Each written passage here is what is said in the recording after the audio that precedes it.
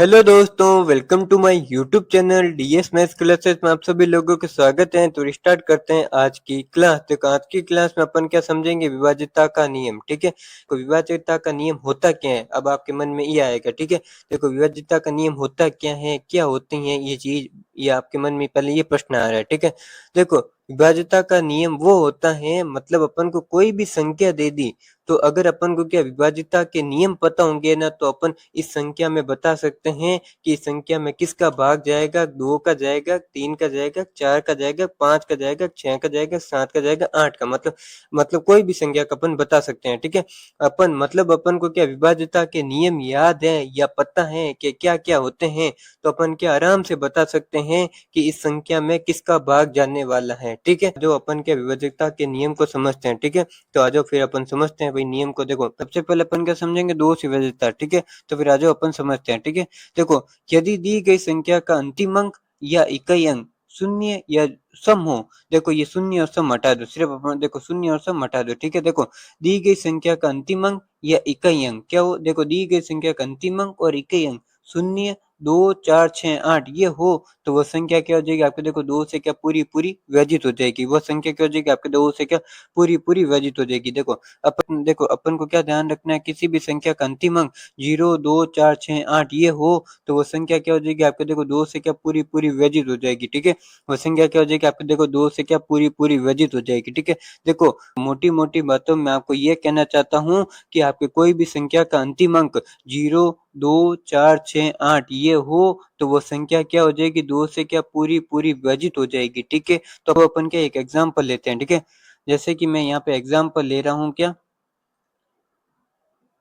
Example क्या ले रहा हूँ मैं यहाँ पे, देखो 124 ले रहा हूँ। क्या ले रहा हूँ, 124। ठीक है, अब इस संख्या का अंतिम अंक देखो। ठीक है, अंतिम अंक क्या है यहाँ पे, देखो 4 है। और देखो अंतिम अंक क्या, देखो अंतिम अंक क्या है यहाँ पे, देखो 4 है। नियम क्या कह रहा है, देखो ये नियम क्या कह रहा है, अंतिम अंक के इकाई अंक क्या होने चाहिए आपको, देखो 0, 2, 4, 6, 8 हो, तो वो संख्या क्या दो से पूरी पूरी विभाजित हो जाएगी। और इसका अंतिम अंक क्या आपके, देखो 4 है। इसका मतलब ये संख्या क्या हो जाएगी आपके, देखो दो से क्या पूरी पूरी विभाजित हो जाएगी। ठीक है, ये संख्या क्या दो से पूरी पूरी विभाजित हो जाएगी। ये संख्या देखो, ये संख्या क्या हो जाएगी आपको, देखो दो से पूरी पूरी विभाजित हो जाएगी। क्यों, क्योंकि इसका अंतिम अंक क्या है आपके, देखो 4 है।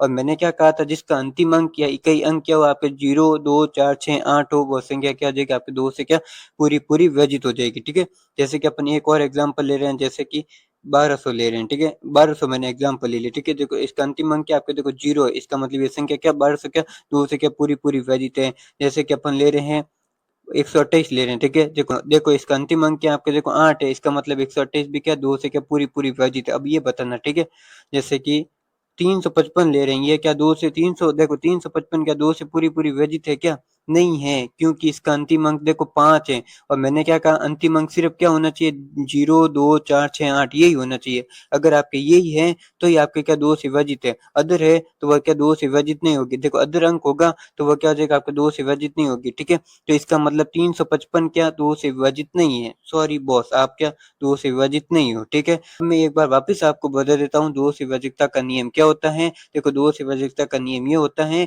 कि जिस संख्या का अंतिम अंक या इकाई अंक क्या हो आपके, देखो 0, 2, 4, 6, 8 ये हो, वो संख्या क्या दो से क्या पूरी पूरी विभाजित। अपन को क्या सिर्फ अंतिम अंक देखना है, और अंतिम अंक में भी क्या होना चाहिए, सिर्फ 0, 2, 4, 6, 8 ये हो, तो वो संख्या क्या हो जाएगी आपके दो से क्या पूरी पूरी विभाजित हो जाएगी। ठीक है, इसका मतलब आपको क्या है, दो से विभाज्यता का नियम समझ में आ गया। अब चलते अपन आगे।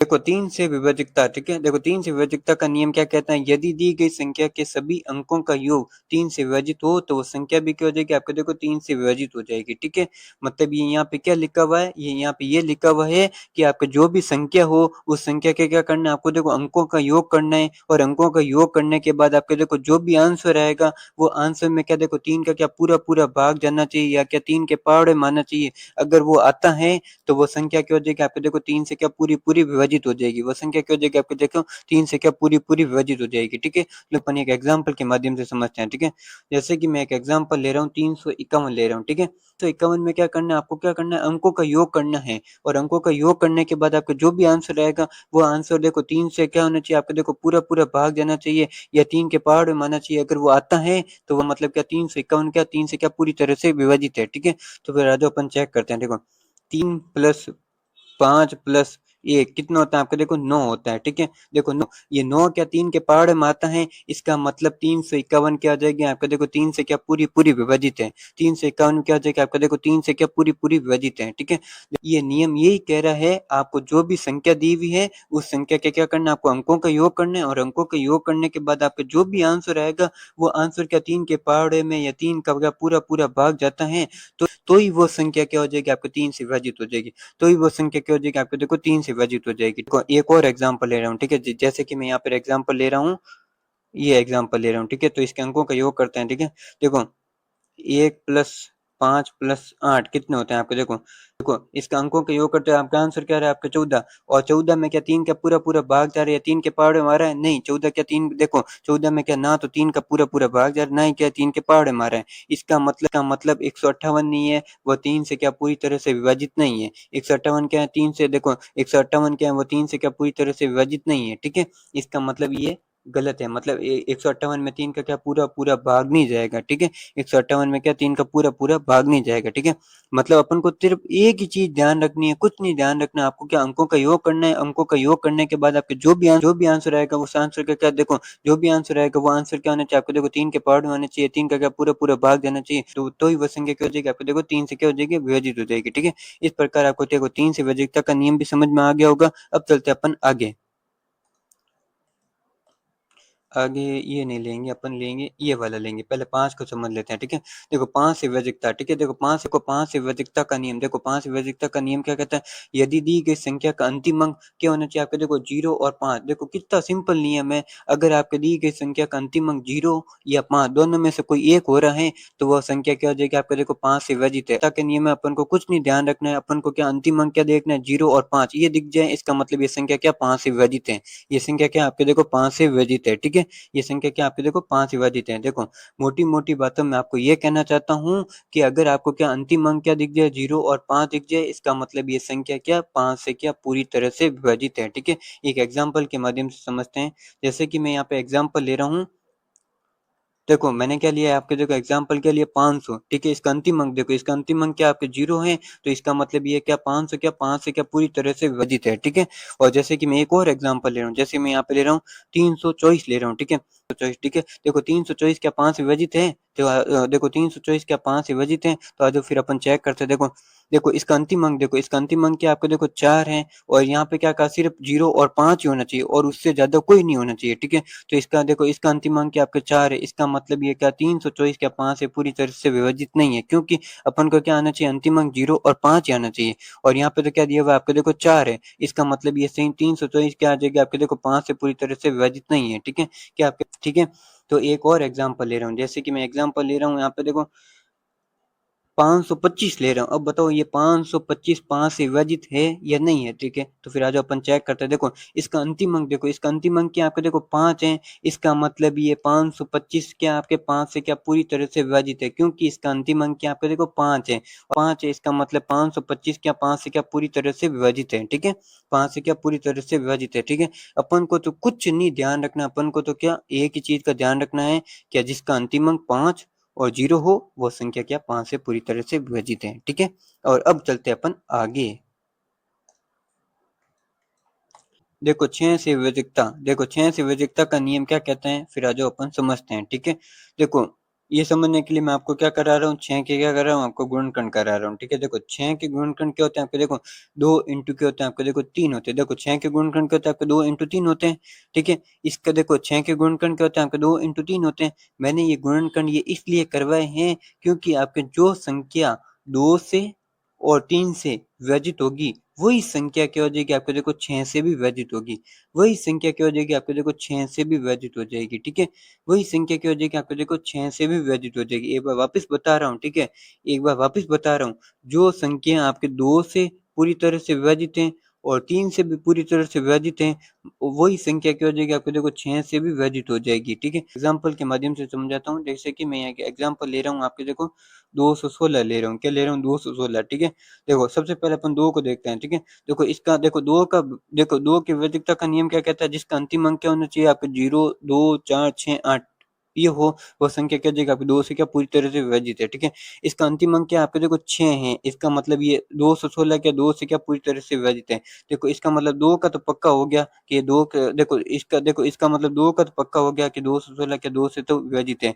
फिर आ जाती है आपको देखो 3 की बारी आ जाती है, ठीक है? और 3 की विभाज्यता का नियम में अपन क्या करते हैं, अंकों का क्या करते हैं अपन योग करते हैं और योग करने के बाद अपने जो आंसर आता है, वो आंसर क्या 3 के पहाड़े में 3 से क्या पूरा-पूरा भाग जाता है, तो ये वह संख्या क्या देगा आपको 3 से क्या पूरी तरह से विभाजित है, ठीक है? तो देखो तो फिर आ जाओ अपन क्या अंकों का योग करते हैं, ठीक है?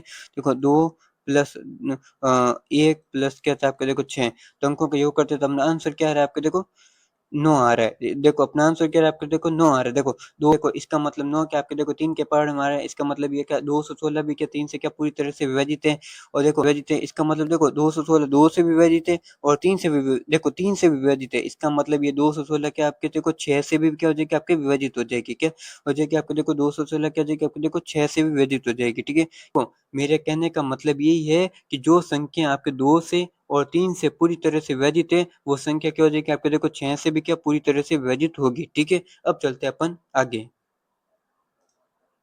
अब आ जाती है आपको देखो 10 की बारी मतलब 10 से विभाज्यता, ठीक है? तो फिर आ जाओ अपन समझते हैं, ठीक है? देखो दी गई संख्या का अंतिम अंक या इकाई अंक क्या होना चाहिए आपके देखो 0 होना चाहिए। अगर आपको दी गई संख्या का अंतिम अंक और इकाई अंक आपके 0 है, तो वो संख्या क्या हो जाएगी आपके देखो 10 से क्या पूरी तरह से विभाजित हो जाएगी, ठीक है? वो संख्या क्या हो जाएगी आपके देखो 10 से क्या पूरी तरह से विभाजित हो जाएगी, ठीक है? जो अपन एक एग्ज़ाम्पल लेते हैं, जैसे मैं एग्ज़ाम्पल क्या ले रहा हूँ आपके देखो एग्ज़ाम्पल क्या ले रहा हूँ? एग्ज़ाम्पल ले रहा हूँ जैसे कि मैं ले रहा हूँ यहाँ पे देखो 350 ले रहा हूँ मतलब 350 ले रहा हूँ, तो 350 का अंतिम अंक क्या आपको देखो 0 है, इसका मतलब 350 क्या आ जाएगी आपको देखो 10 से विभाजित है। 350 क्या आ जाएगी आपको देखो 10 से विभाजित है। जैसे कि एक और एग्ज़ाम्पल ले रहा हूँ जैसे कि 355 ले रहा हूँ, क्या 355 10 से विभाजित है? नहीं है, क्योंकि इसका अंतिम अंक क्या आपके देखो 5 है और मैंने क्या कहा अंतिम अंक क्या होना चाहिए आपके देखो सिर्फ 0 ही होना चाहिए। अगर आपका अंतिम अंक सिर्फ 0 है, तो वह संख्या क्या हो जाएगी आपको देखो 10 से पूरी तरह से क्या हो जाएगी आपकी विभाजित हो जाएगी। इसका मतलब 355 10 से विभाजित नहीं है, ठीक है? और फिर अपन ले रहे हैं क्या ले रहे हैं जैसे कि 400 ले रहे हैं। देखो 400 ले रहे हैं, इसका अंतिम अंक क्या आपका 0 है, इसका मतलब ये 400 क्या हो जाएगा आपके 10 से विभाजित है। प्रकार मैं मोटी-मोटी बातों में आपको यही कहना चाहता हूँ, जिसका अंतिम अंक या इकाई अंक आपके देखो शून्य हो, वो संख्या क्या हो जाएगी आपके 10 से क्या पूरी तरह से विभाजित हो जाएगी। वो संख्या क्या हो जाएगी आपके देखो 10 से क्या पूरी तरह से विभाजित हो जाएगी, ठीक है? इस प्रकार मैं आज की क्लास यहीं पे समाप्त करता हूँ। नेक्स्ट क्लास में जो बच गया वो मैं आपको समझाऊँगा, ठीक है? Okay, bye-bye.